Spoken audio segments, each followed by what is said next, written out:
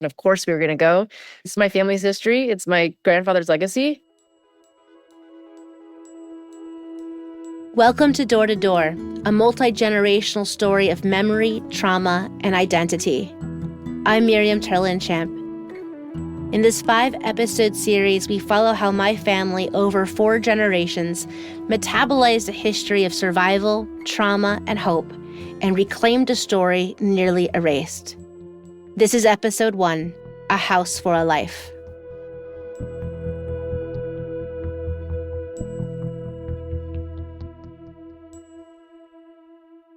We step out of the train station and begin to walk into town. By now, walking on cobblestones with the weight of our backpacks feels like a habit. After weeks of rolling through Europe, London, Amsterdam, Rome, Barcelona, travel feels natural. So too does this small town just outside of Frankfurt, Germany, whose name we've heard repeated all of our lives. Wachenbuchen. Wachenbuchen. Wachenbuchen. Wachenbuchen. Wachenbuchen. Wachenbuchen. Wachenbuchen. Wachenbuchen. A picture of the village hung on the walls of our grandfather's home, right next to the picture of a black and white Stoic family picture from the early 1900s, and beside that, a blurry photo of young children being deported to a concentration camp. My sister Julia and I find the house easily. After all, we've seen it in pictures 1,000 times. Neither one of us has been here before, and also, part of us has never left this place. Our mother Nadine and Uncle Gary traveled here when they were our age. Our cousins Mark, Shane, and Marika had been here too. And so it feels like it's our turn to knock on the door. Here is my sister Julia. Of course we were going to go. Yeah, it was never even a question. Of course we'd go. Like, it's my family's history. It's my grandfather's legacy. There was never a question. Each one in our own generation, knocking on a door that hasn't opened for us since it was stripped from our family. On Kristallnacht, November 9th, 1938, our grandfather Simon was picked up by the Gestapo in Frankfurt, Germany, and transported to Buchenwald concentration camp. I was employed by one of the large international export house in Frankfurt am Main. The name was L.S. Mayer. They had both branches in New York, London, and South America. I continued working in that company until Kristallnacht in 1938. I used to stay with an aunt in Frankfurt. I never came back to Wachenbuchen except on weekends. At that particular point, the morning of Kristallnacht, I did not know what was going on in my hometown in Wachenbuchen. The Nazis broke in, lined up all the Jewish employees of that company. The non-Jews pointed out everybody who was Jewish, were shipped or sent to the railroad station in Frankfurt am Main, which is a very large town. There, every Jew the Nazis could get hold of were assembled there. It was a beginning of atrocities, because the underlings of the Nazis tried to prove their patriotism by beating up the Jews, and anybody who stood in front got a taste of the new Nazi power. From there, we were transported to Buchenwald in large train. At the time, there were ways one could buy their way out of the camps. Of course, a Jew couldn't handle money due to the Nuremberg laws in place, so it wasn't simple. But my great-grandmother Jenny found a way. Here's my mother, Nadine. My father's mother sold the house so that he could have money to get out of Germany. She sold her home, the one that had been in the family for generations, and bought Simon a one-way ticket out of Germany, immediately displacing herself. This is my cousin Shane. And the fact that Grandma Jenny sold the house under duress, and people took advantage of that situation back then. I'm sure whoever bought it got a great deal on that house. A house for a life. But really, a life for a life, with a house as collateral damage. Simon survived. Jenny was sent to Auschwitz. We don't know the story for a long time. And even after we learn it, the story continues to unfold. Julia, again. And The story wasn't over when he went into a concentration camp, not for my family. Each generation adding new information, unlocking new mysteries, and trying its best to weave something whole out of a family history shredded by trauma. For most of my grandfather's life, the story lives in pristine frames. And the name Simon gives his children, in stolen snippets of memory shared almost accidentally. It was later in life. I mean, he didn't really talk about it that much. It came out in little spurts. It was not like, let's sit down and talk about it. It was small things that I think he had memory of. I think ultimately it was interesting that my grandpa took this journey, his post-traumatic journey from being repressed and never speaking about it for 30 plus years to getting to a point in his life where he openly shared his story with pretty much anyone who was willing to listen. Here's my mother, Nadine. I grew up in a time when the stories of the Holocaust were very much present. He was interviewed for the Schindler Project. There was no shortage of literature about the Holocaust. And there were studies at the time about children of Holocaust survivors. So we all knew them. It's very much part of our everyday life in a way that many other families probably had their own stories. Children of those who were incarcerated during World War II, the Japanese families. I think it was more like that. I don't think there was a moment of trauma. It was more that it seeped through our lives in many small ways. Our mother and her siblings grew up in the shadow of missing lineage. I remember being with him and saying, I'm bored, I don't know what to do, in the same way many 10-year-olds do or 11-year-olds do. And he said, very unusually, because he did not talk about his story until the latter part of his life. He said, well, let me see, what was I doing at your age? And then he kind of recounted what life was like for Jews in a very simple, matter-of-fact way. But it certainly gave me pause for thought that stayed with me. He did not belabor it. It was more subtle in the way that we spent money or didn't spend money, who we engaged with, how we practiced our communal life. Each of Simon's children chased after these stories that were so opaque in their childhood.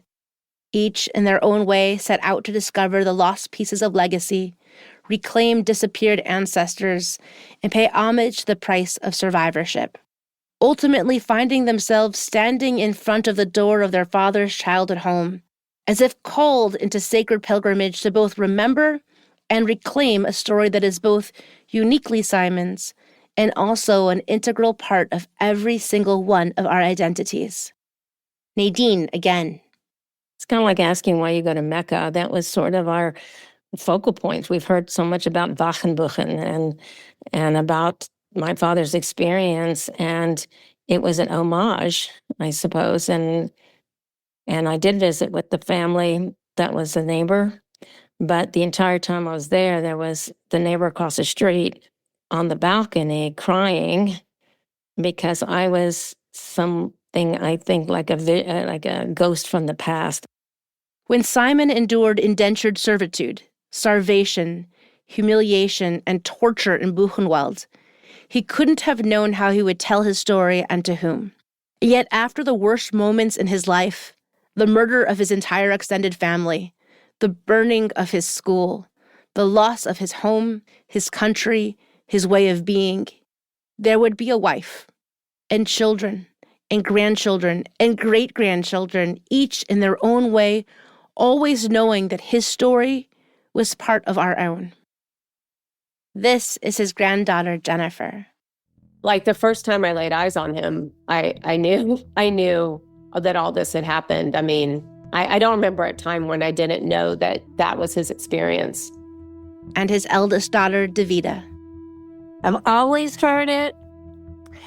I think in part it had to do with the pictures hanging in our house forever, the one of his house. I always knew this story. I don't know exactly when, but I always knew. The earliest memory I have of the more complete story was when Nadine invited him to speak at the Hebrew Day School where y'all were going. I heard it, and that's when I heard a more complete story than he had ever imparted before.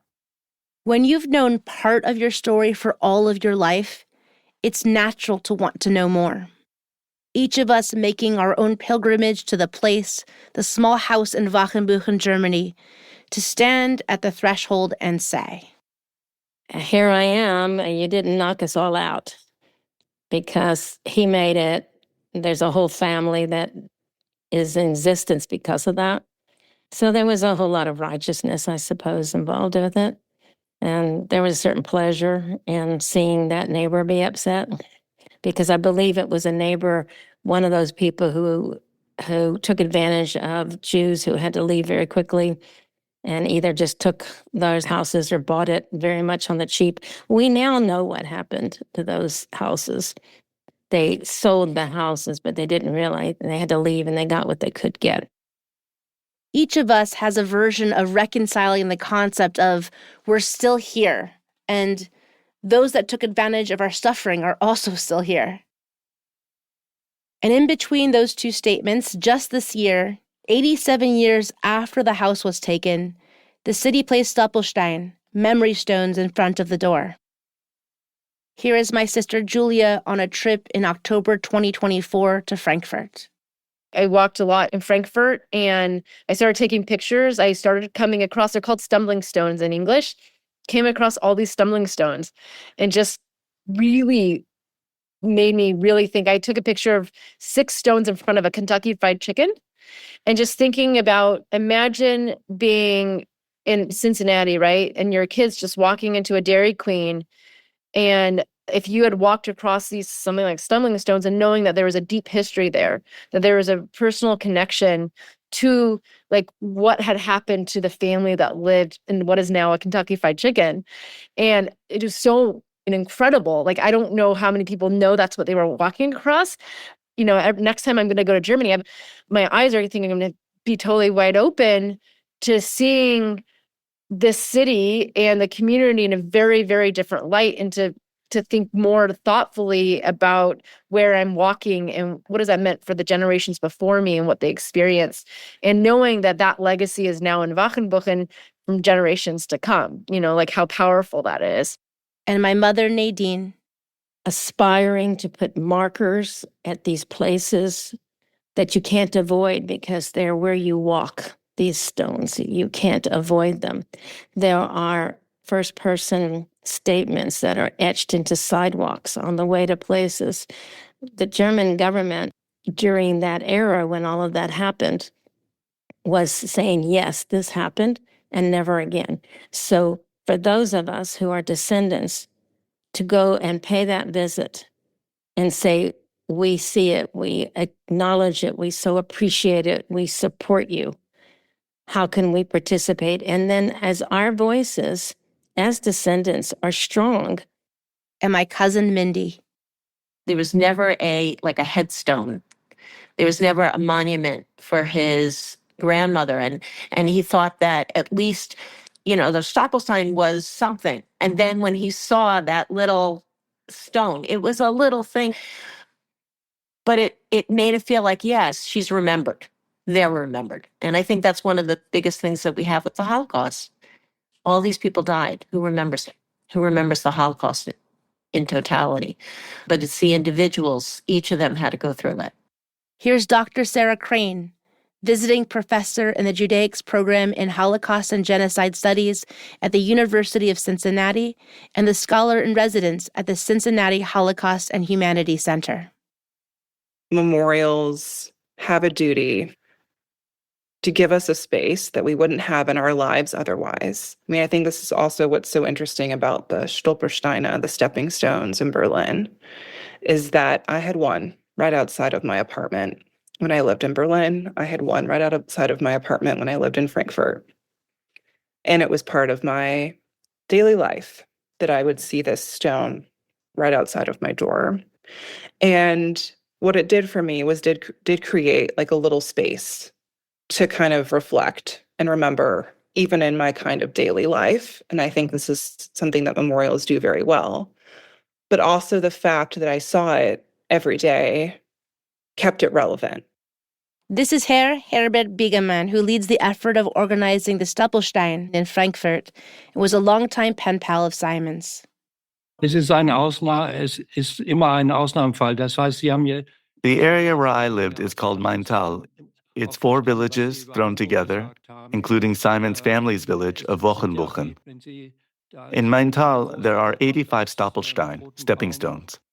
About 60 of them are in the area of Wochenbuchen, where Miriam's family is from. And the majority of people just walk by and over and on, step on them, and no one really thinks about it. Stepping stones, memorial markers, golden bits on the ground saying something happened here. Stop. Remember. One for Jenny. One for Simon. One for each of Simon's brothers, Lou and Ernst. It took 87 years to have a memorial, a name for what happened in the place where it happened. In October 2024, 3 generations, 11 people from our family traveled to stand at the threshold, in our own impossibility, our own miracle of continued lineage, and pay homage to the place where the ultimate sacrifice was paid for freedom and safety. Here's Julia. I'm in Wachenbuchen now, about to turn left on Rubenberg Strasse. And we're walking to the Strauss family residence now. There's quite a lot of us. We have students from the high school here who've done research on the survivors and their families. Which has been kind of weird to listen to kids read it as just a normal biography of someone from the past when it's someone that you're so connected to, which was definitely hard to hear, but also very sweet intentions and nice to see a new generation continue to learn. Why does each family member choose to make a pilgrimage to the childhood home and not to the concentration camp? Maybe because it's where life happened, not the worst of the trauma. Then it never entered my mind not to go. It's just, that's where you go. This is my cousin, Marika. I'm already sharing stories with my daughter, and bringing her to Germany will be an important part of her understanding her lineage, her story, the intergenerational trauma that exists within our family, and being able to allow her to touch and be and experience on those lands where such atrocities happened is going to be part of her story and part of how she hopefully is able to, live in the world in this change-making kind of way that I feel like my grandpa gave me. It's not that I don't want to go to Buchenwald. I definitely do. We go to that house. We make the pilgrimage to his house because his story obviously is far beyond his months in the concentration camp. His story is the lead up to and the exodus from his before and after life when it comes to the Holocaust. So while the Holocaust, I think, played an outsized role in his life, I think we go to his house because that represents normalcy. That was what his life was and should have been versus the horrible events that led him and his mother and his uncles and his aunts and his cousins all to concentration camps and this horrific version of what became. So I think that's why we make that trip, because that's the real life. That's what it should have been. And that's what it was until it wasn't, unfortunately. Or maybe out of the fantasy that the current residents would open the door and we'd embrace and somehow find a salve for the wound of hatred that still throbs within. Anybody who wants to say it? Yiskadal, Yiskadash, Shalei Rabbah, Ve'almad, Tivra, Keruta, Ve'amich, Mafuta, Ve'chayochim, Ve'chaye, Kechol Beit Yisrael, Ba'agala. Somehow, he came out with a belief in kindness and forgiveness and dignity. And I think my relationship with my grandpa was formed around that.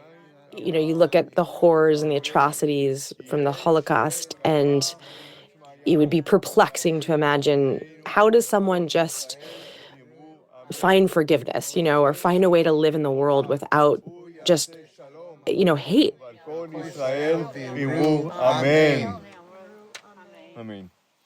And I asked my grandpa, I go, Grandpa, when you see Germans that are your age or around that time frame, do you ever wonder what they were doing during the 1930s and 1940s? Do you wonder if they were soldiers or secret police or SS? Like, do you ever think about that? Do you get angry and think about that? And he said, Shane, I don't think about that at all. Because if I thought hard about what that man was doing and I got angry and I hated that man for what he did, then they have won.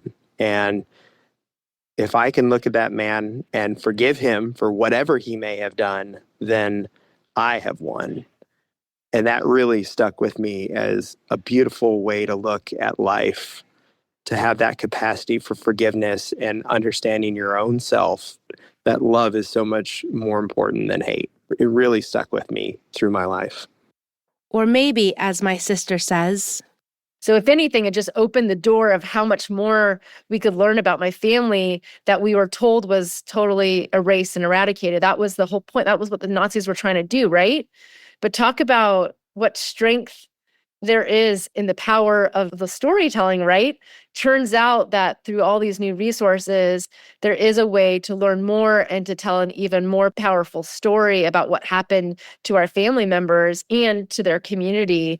I mean, it was very emotional to find out the adventure that waits of how many more questions I can now try to solve or seek out, and that our story wasn't over, that it wasn't going to be the same story, that we could add to it. And I don't think a lot of families are able to add to that story. And this trip opened the door for me to continue telling the story. It's not over. When you are raised with a story that is so large that it will take generations to tell it with any justice, there's a point when the story ceases to be about one person during one particular time. Instead, it becomes integrated into our own stories and sense of self. When I think about my grandpa, what I valued most about him was how he healed. It was truly one of the most beautiful things, and that I can't imagine actually.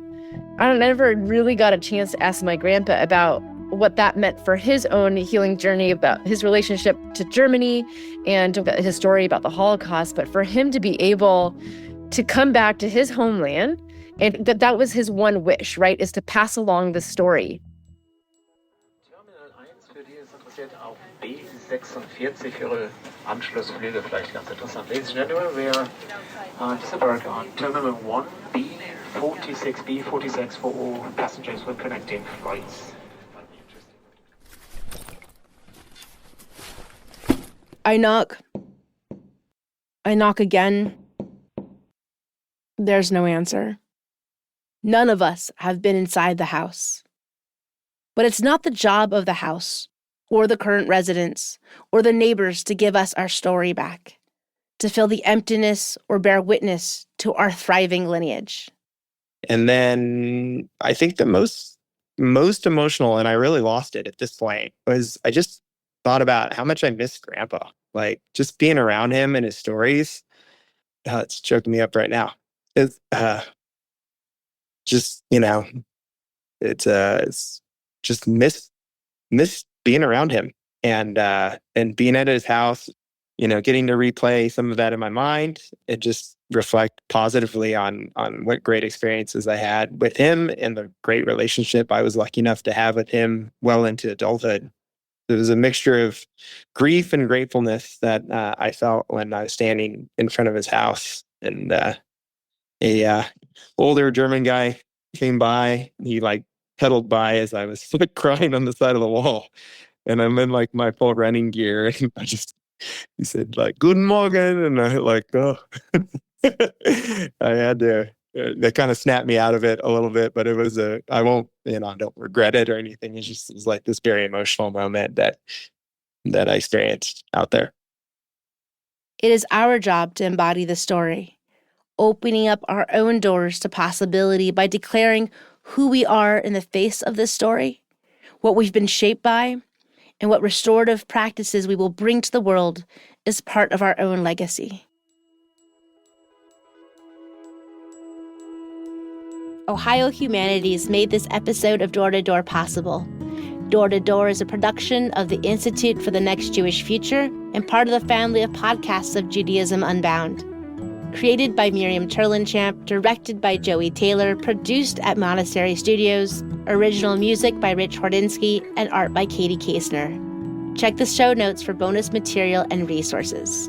We'd love to hear from you. So you can email us at miriam@judaismunbound.com or find us at www.judaismunbound.com/door-to-door. Stay tuned for our next episode, where we will explore pilgrimage as a response to trauma. Thanks for listening.